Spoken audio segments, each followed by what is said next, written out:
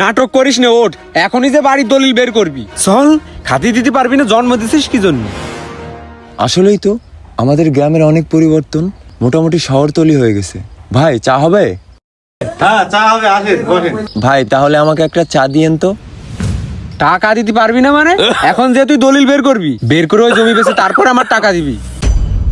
আরে শালা নেশাখোর রে, আজও নেশার টাকার জন্য বাপরে ধরে মারতেছে।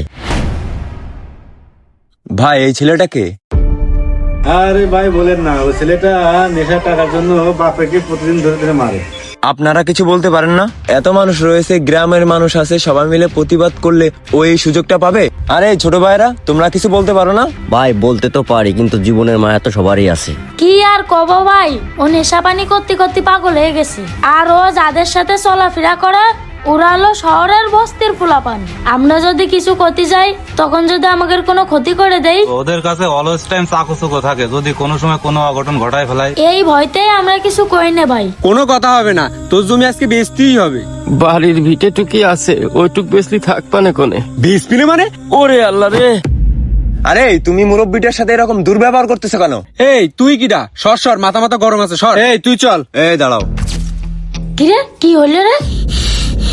এই তুই কিডা? কোনতে আইছিস? তোরে তো খাইয়ে ফেলাইছি। ওরে আল্লাহ রে, ওরে মারে। এই মুরব্বিদের সাথে কিরকম কথা বলতে হয় জানিস না?